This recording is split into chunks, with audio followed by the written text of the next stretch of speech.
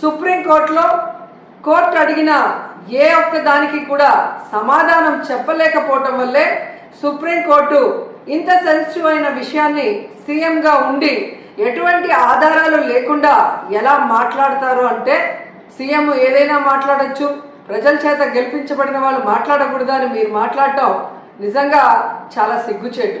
ఎందుకంటే ఈరోజు మీరు చంద్రబాబు నాయుడు, లోకేష్, పవన్ కళ్యాణ్ ఎలాగైతే రోడ్ల మీద ప్రెస్ మీట్లు పెట్టి మాట్లాడుతున్నారో అవే మాటలు ఎందుకు మీరు కోర్టులో మాట్లాడలేకపోయారు?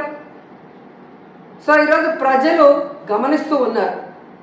ఎటువంటి ఆధారాలు లేకుండా లడ్డూలో టెస్ట్ చేయలేదని మీ లాయర్ చెప్పిన తర్వాత, ఎటువంటి ఇన్వెస్టిగేషన్ జరగకుండా చంద్రబాబు నాయుడు పవిత్రమైన తిరుమల లడ్డు మీద అంత పెద్ద నింద వేసి మరి మత కల్లోలాలు సృష్టించే పరిస్థితి వచ్చినప్పుడు సుప్రీంకోర్టు